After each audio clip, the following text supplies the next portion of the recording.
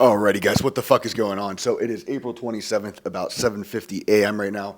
I am just getting ready to go down and do cardio. But in today's video, I'm going to be going over pretty much all of the lessons I have learned in my 3 years of bodybuilding so far. I'm going to cut out all the bullshit because there is so much information out there and it can get so confusing. And most of the information that's out there that overcomplicates shit, a lot of you guys don't even fucking need it. A lot of that stuff is for guys that are more advanced, but it just causes a lot of overthinking for a lot of you and confuses you and doesn't allow you to put your time and energy into the things that actually do fucking matter. So I'm going to be going over whether you should be cutting or bulking and then all the tips and tricks that go along with that, what matters, what doesn't matter. And I'm not like a science nerdy type dude, okay? I'm a Marine Corps infantry veteran / bodybuilder, okay? I go with what fucking works. I do what works. I don't exactly know the perfect science behind everything and all that bullshit. I just go fucking hard. I go balls to the fucking walls and I give it my everything. And I mean, it seems to be working pretty fucking well. If I can figure it out, I'll put a little transformation on the screen of the last 3 years, the progress that I've made. But with that being said, there are certain things that you should focus on and put your time and energy into. But I'm going to separate between the bullshit, extra science, nerdy stuff, and the stuff that actually fucking matters. And today we are hitting fucking arms. Recently, I've been loving arm day. I used to not like it that much, but recently, man, I've been going hard as fucking arm day, and it's been feeling great, especially because I have smaller arms. It's something...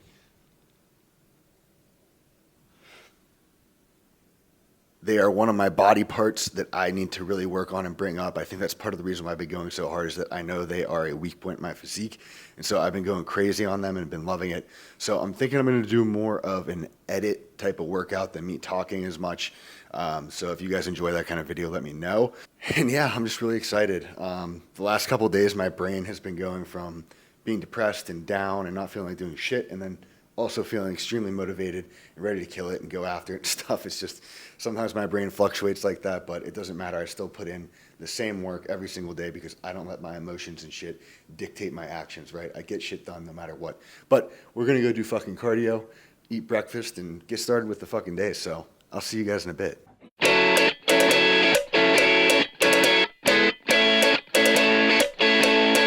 All right, guys, so just finished cardio, getting breakfast made here. Now, the first thing that you need to realize is that PEDs do not matter nearly as much as you fucking think if everything else is all fucked up, okay? Because you see it all the time. Whenever a guy on gear posts something on social media about having to be disciplined or quit being a pussy and eat more food or whatever, a bunch of kids comment, oh, gear, you only look that way because of gear. But if you watch my videos, for example, you see my day-to-day. I eat 6 fucking meals a day. I wake up at 5:30 a.m. and do cardio. I lift fucking hard, okay? And a lot of these kids that comment that, they can't even eat in a surplus for more than a week. And then they're gonna tell me that it's because of gear. They go to the gym and they're bullshitting with their little fucking group of 10 friends, laughing while they're doing their working sets and shit. I'm locked the fuck in, killing myself with every single fucking working set. And yet they tell me it's all because of the gear. Now, at the end of the day, I know the work that I put in, so it doesn't actually bother me. What bothers me is that they're making excuses for not putting the effort in, and they're never going to actually get better until they come to that realization. Because I love to help people, but I can't help someone who is ignorant and stuck in their fucking ways. Another thing that I get all the time is people that are fat and overweight, like, what kind of gear can I take to get shredded? And it's like, okay, gear is not going to make you shredded if you continue eating the way that you are. That's not how that works. Because I have seen so many fucking overweight fat people hop on thinking that the only way that these bodybuilders can get shredded is because they're on gear. And then they stay fat. And now they're just a fat guy on gear. And then they start pushing the doses higher thinking, oh, it must be that. And then they start implementing tren and other compounds. Oh, it must be because I'm not on the right compound. And none of it fucking works because they can't stay in a fucking deficit because they have no damn discipline. And then I see all the time too. Kids will hop on gear because they're tiny, because they don't eat enough and they don't train hard enough. So they'll hop on gear. In the first month, 2 months, 3 months, they'll see some progress. Just kind of like whenever you go through puberty and your testosterone goes up. You put on some fucking muscle without having to do too much, right? But does that continue exponentially? No, that's not how that fucking works. So they'll see a little bit of gains. Like, oh, this is fucking magic. And then they stop. The gains stop because they don't have the fundamental shit to continue to grow. Or another thing that will happen is a kid that has no discipline or anything will hop on gear, and because he's on gear, he now has the motivation to put in the work, to eat the food, do all the stuff. He's like, oh, I'm using gear, you know, I need to lock in. And he does it and he sees really good gains. Then eventually the gear isn't new anymore. It's not something that's fun and exciting anymore. He's been on it for a while. You know, it's not a new stimulus to his brain. So because he never built that foundational discipline and work ethic and the foundations of bodybuilding and lifting, he reverts back to his old ways and the gains stop. Because whenever you think of gear, it is a long-term thing. It is years and years and years. You don't put on the muscle nearly as fast as you think you do. And on top of that, you probably have way less muscle than you even realized to begin with. Most people don't realize how little muscle tissue they actually have because they've never gotten show prep lean. They're always walking around full of water, full of glycogen, and a decent bit more body fat than they really think. I see guys all the time say they're 10% body fat, and really they're like 15. So they've never seen themselves fully depleted, actually shredded, and just seeing how much muscle tissue they have. So they think, you know, they're 200 pounds right now, and they're like, oh, I'll probably cut down to like, you know, 180, and then they cut down to 155 for a show. And then they get hit with the realization, oh, wow, it takes a lot of fucking work to put on muscle. But that can be a good thing, because coming to that realization and seeing the reality of just how tiny you are, rather than hiding behind your ego and thinking that you're bigger than you are, can be the catalyst that pushes you to put in years and years and years of work without fault. Because if you think you're big already, I promise you, you're never going to put in the same amount of work as somebody who has urgency and thinks they're tiny and has that view of reality of just how much effort it takes to put on muscle, how long it takes to put on muscle, and how tiny they are. That's why a lot of people are held back by their egos, because they think they made it already. They think they're big already, and so they don't have the urgency. And urgency is one of the most important fucking things to drive you to do shit that other people won't fucking do. Because urgency is realizing how fucking valuable time is, and time is the most valuable thing we have on this earth, because you only get so fucking much of it. So many people waste so many hours a day scrolling on TikTok, Instagram, watching mind-numbing fucking YouTube videos all day. Like my girlfriend, for example, the other day had to set a 2-hour timer on her phone for TikTok during the day. And I was like, imagine if you used that time to make TikToks. You could probably fucking be making $10,000, $20,000, $30,000 a day right now. But that takes effort. So people rather just numb their fucking brain from their shitty reality than put in the effort and the work to create a reality they actually want to live in and don't want to escape from anymore. That's why guys like me that make content but have built a business and are actually doing shit with their life, we don't really watch content. We don't really, unless it's informative or educational, we don't really watch it because we know how valuable our time is. We want to use every minute of it to be making more progress. But back to the PED thing, a lot of people are fucking retarded and think whenever I say that shit that I'm trying to say that they like don't work. And it's like, are you fucking just stupid that you really took it from one extreme to the next? I'm not saying it doesn't work. I'm just saying that it works as hard as you do. You're not going to make the progress that a professional bodybuilder is making because you're not as locked in as him. And that just because you're on PEDs, it doesn't take away from the fact that you have discipline, you have work ethic, you've been consistent, because that's what a lot of people do is they see that you're on gear and they discount all of your hard work, all of your effort, all of your discipline. And it just blows my fucking mind because it's like, how do PEDs even correlate to that? Because an undisciplined person is an undisciplined person on PEDs or not. A person that works their ass off is a person that works their ass off whether they're natural or not. There's undisciplined people on gear and off gear. The ones that are disciplined and put in the work, they put in the work. The ones that don't, they don't. Now, will someone on PEDs that doesn't put in as much work as the natty guy that doesn't put in work make more progress? Yeah, that's what PEDs do, man. I mean, I always say you can either use PEDs as a crutch or as a fucking rocket ship, okay? If you use it as a crutch, you won't make that much progress. You'll make progress more than you would naturally if you're like semi-locked in, yeah, no duh. But if you actually are locked the fuck in and do the shit you gotta do and you use it as the rocket ship, it will propel you so much fucking further. Alrighty guys, so you already know for breakfast, we got the coffee with the sweet cream cold brew HD muscle protein in it. We got 2 eggs, 2 pieces of bacon, and then the double cinnamon crunch bagel is in the oven right now. 31 grams of third of the fat cream cheese. So great fucking breakfast. And I didn't tell you guys the other day, I got a fucking speeding ticket, man, 84 and a 40. Now the thing is, I don't speed a ton, okay? Because I'm at the point in my life where I realize, you know, you don't really get that much further. But whenever you drive an R8 with a V10 in it, every now and then it feels fucking good to feel that engine pull and hear it fucking roaring and shit. Boost your fucking testosterone. You got some fucking AC/DC or Motley Crue playing or something, and it's nice out and you're just gunning it. So that was what happened. Motley Crue was on, Kickstart My Heart, and I saw a fucking lane open up, and I was like, fuck it, you know what? And I get up the hill, all good, and then I see police officers have a bunch of people pulled over. Next thing I know, I'm being pointed at, hey, pull over here. I'm like, me? And he was like, yeah. And I guess they had a trap set up at the bottom. They were just pulling people over. It's the end of the month. You know, they got to meet their quota or whatever the fuck. But luckily, the police officer was very fucking nice, and he appreciated how nice I was. I was always taught, be nice police officers, and I was in the Marine Corps, so I understand he's just doing his job. There's no point in taking out your frustration for you doing something fucking stupid on somebody just doing their job. Unless some police officers are on a bit of a power trip, and they'll be a dickhead for no fucking reason, which that's just being a bad human being. Nothing against police, just being a bad human. But I am a more libertarian person. I think less government, the better.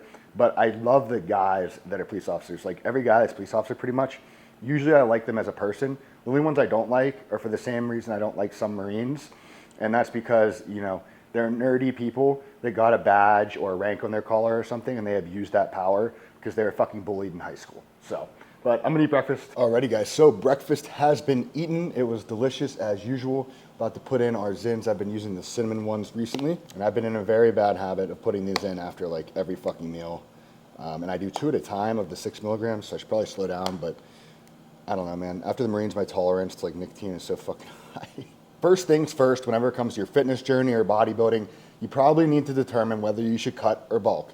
And I think that a lot of people are very bad at making that decision. 1, either because of lack of knowledge, or 2, because their ego gets in the way of their own judgment and they can't view themselves objectively and want to believe they should be doing something different than they should be doing. So most guys, I believe, should probably cut first, because most guys are a bit skinny fat, right?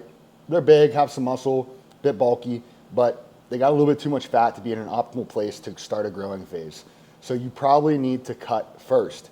Now there's a couple reasons behind this. The first one, the more body fat you have, the more insulin resistant you are. And so by doing a cut first, you're going to become more insulin sensitive. That way, whenever you start your growing phase, the nutrients is being shuttled to your muscle more than if you were more insulin resistant, it would start storing it as fat more. So you're going to end up getting more out of a growing phase by starting leaner. Because if you started already at a higher body fat percentage, a little bit more insulin resistant than we really want, then you're going to put on more fat faster, right? And so you're going to get to the point where you need to cut a lot sooner than if you started out lean. Now the nutrients is being shuttled more to building muscle, and you're going to start putting on more muscle than if you were more insulin resistant, and you're going to be able to carry that on over and stay leaner longer because your body is putting on more muscle than body fat, so you are maintaining a decent bit of insulin sensitivity.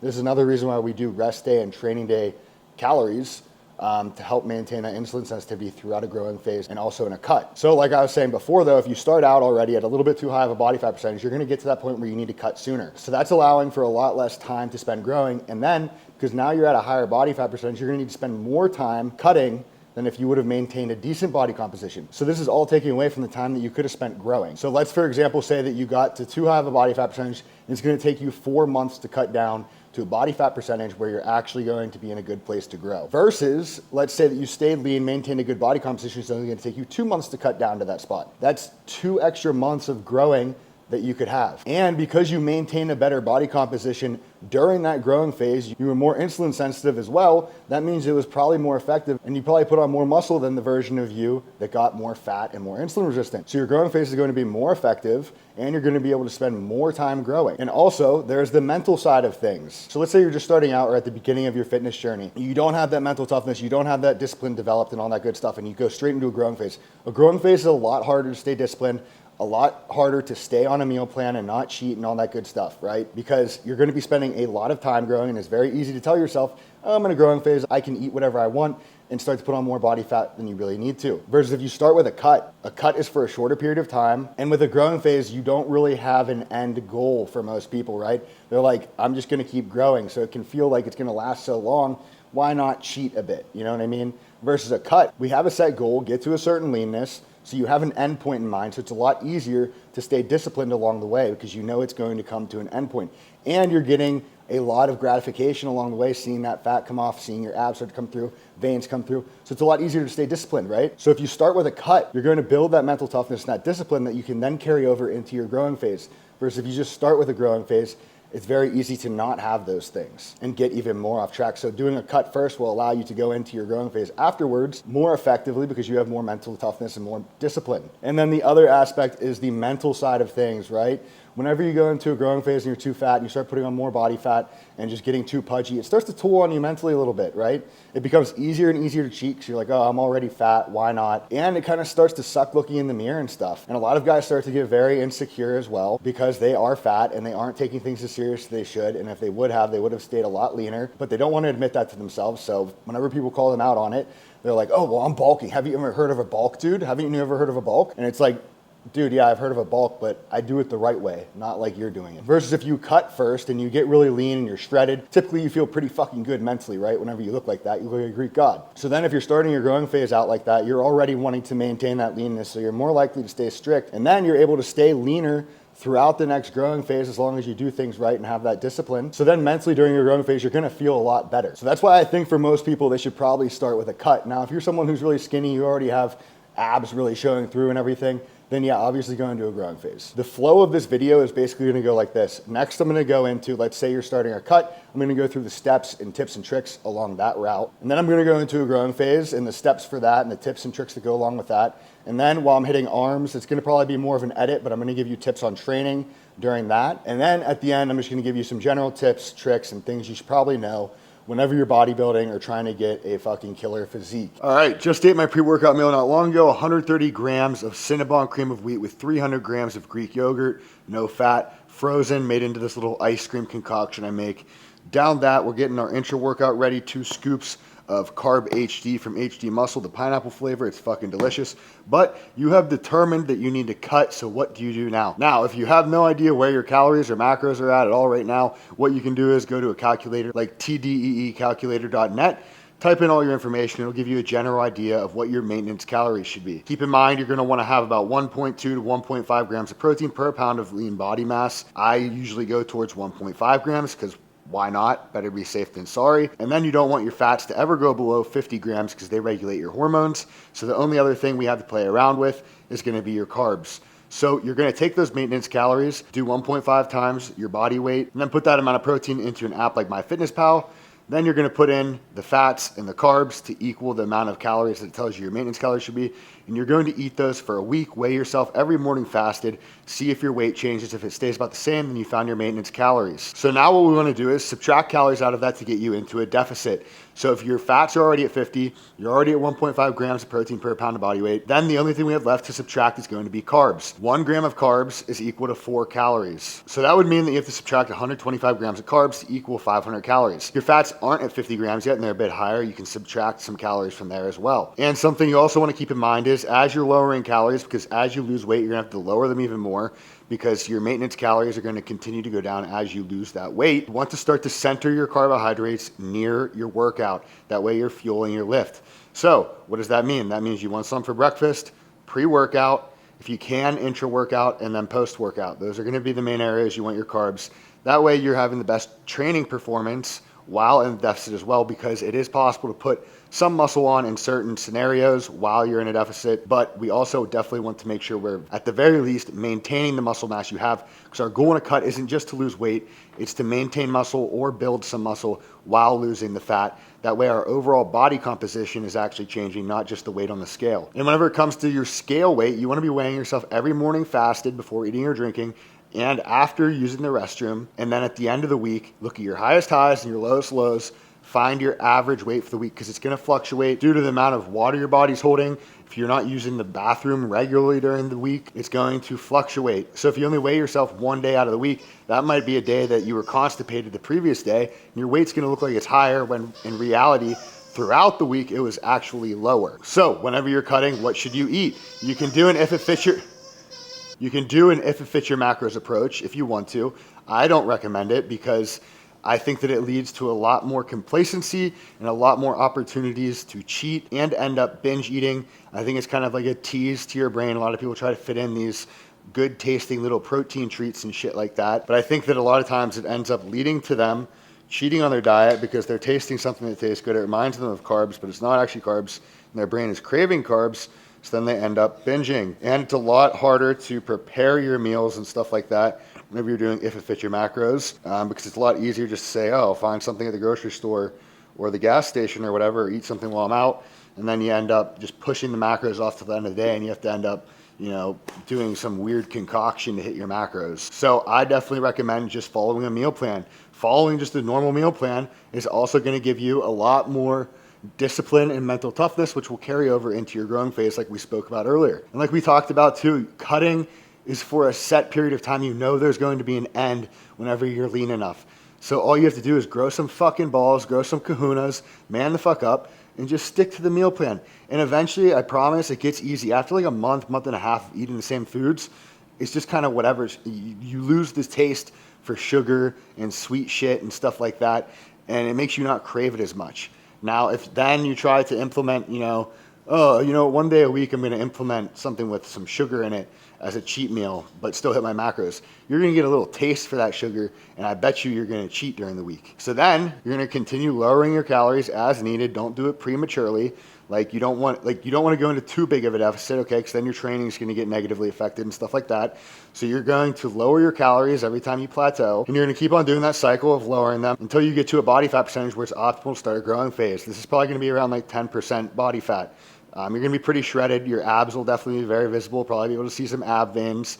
And then it's time to start a growing phase. And don't prematurely end the cut. A lot of people do that because there's weird stages during our cut towards the end and kind of end/middle area where you don't have a lot of carbs and your muscles are all depleted. They're not full of glycogen, so you feel really tiny and you still have some body fat left. So you just feel kind of flabby and tiny. And a lot of people will end the cut there because they're like, okay, it's time to grow. I can't do this anymore. I look like shit. But you got to push through that stage and get to the shredded stage. That's where you want to be before you start your growing phase. Because if you start it too early, then exactly what we talked about earlier is going to happen. You're going to end up putting on more body fat than you want, faster than you want, and not be able to grow as long. So essentially, those are the basics to doing a cut. Now, in a cut, do you need to do fasted morning cardio? You don't have to.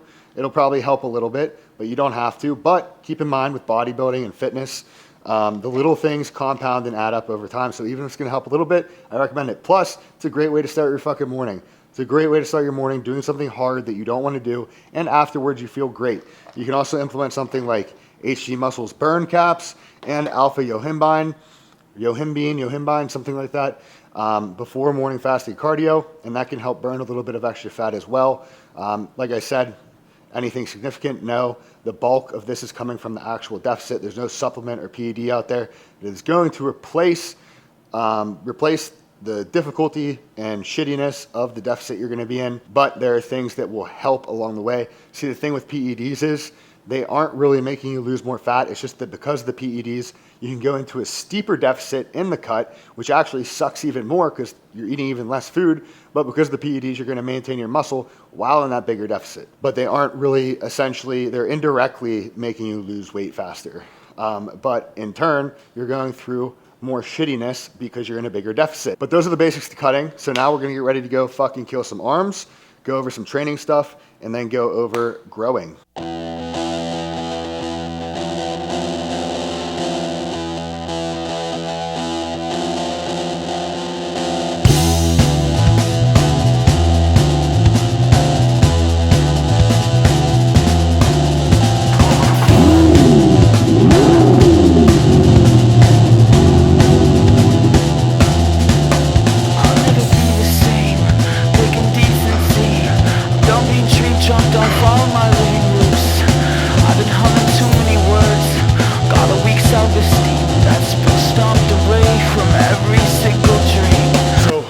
Training, the number one most fucking important thing is your intensity. Are you lifting with intensity? A lot of people get into this analysis paralysis bullshit where they're trying to make sure their elbows are the exact perfect angle, the seat is the exact perfect angle. They're doing the most optimal bullshit. They're using all these weird grips and exercises and shit to try to get the most optimal bullshit. But they aren't doing the most optimal thing. They're just lifting with fucking intensity. Quit overthinking shit. You need 10 to 12 working sets per muscle group per week. So choose like 5 exercises, 2 working sets per, 10 working sets, and give them your fucking everything. Whenever it comes to lifting and your training, it's gonna be quality over quantity. If you're doing a bunch of bullshit sets that you're not even going to failure, it's not gonna matter. It's way more beneficial to do less sets, but going to complete fucking failure and killing yourself. You're gonna see way more progress doing that than just doing a bunch of random bullshit. And go into the gym with a plan. Don't go in there just knowing you're hitting chest. Do anything. Have a structured workout plan. That is if you want to make real fucking progress.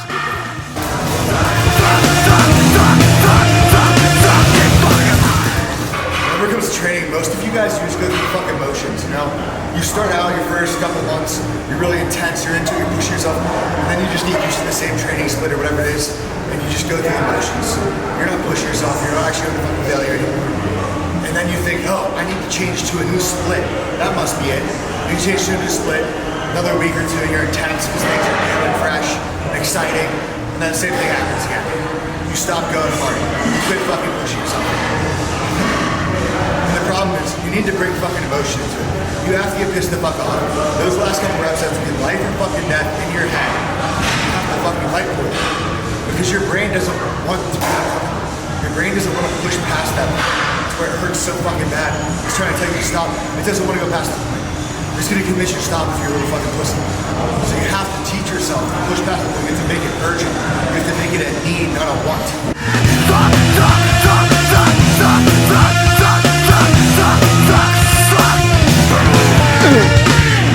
You don't know me. Shut up, you. A lot of people also really underestimate how important it is to be fucking focused during your sets. If you're fucking around on your phone, on social media and shit, between sets, or you're with your boys in the gym, you guys are fucking around and laughing and shit, you are not gonna focus as much, you are not gonna lift as hard as if you were locked the fuck in. If you wanna make actual gains, if you actually want to get fucking big, you know, not just, you know, TikTok big, if you actually want to put on actual size, you need to focus during your fucking lifts. You need to get in the fucking zone, and each working set needs to be life or fucking death. You need to give it everything you have.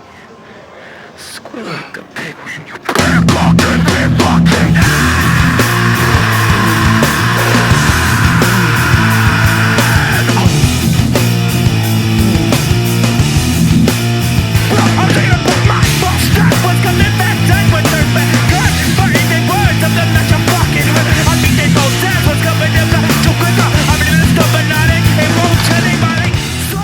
Now, obviously, my last couple fucking reps aren't perfect. But guess what? Was that? Oh, no, you're good. Obviously, my last couple reps, they weren't fucking perfect, right? I was swinging a bit, I was raising my arm a bit, I was using a little bit of my body, but guess what? They were fucking intense. I got pretty damn close, or within my rep range, with good form. And those extra ones, it was just the intensity. And it's not really as much about it being optimal for hypertrophy. It's more about the mindset of wanting to push yourself past the point that you had to and past the point of failure where you wanted to give up.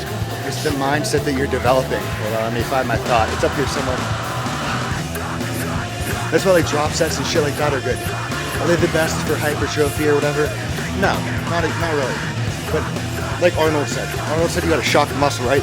He didn't really mean you have to shock the muscle. He meant you gotta shock the mind. Sometimes you gotta switch it up and throw something crazy in there like a drop set. Sometimes you gotta use a barbell instead of a machine. It stimulates your mind to be more intense. Using a barbell versus a machine, you're gonna be way more intense. You have the steel fucking plate slammed on there, and it's a barbell. It just boosts your fucking testosterone, right? That's gonna stimulate your mind, and then that intensity that you develop there is gonna carry over into the machines. Okay, so we are back from the gym. Obviously, it was a good lift. Sorry, I didn't get to record as much as I wanted to about training and stuff, but it was just one of those days where I was really locked in. And whenever I say it's just one of those days, that one song pops up in my head every time.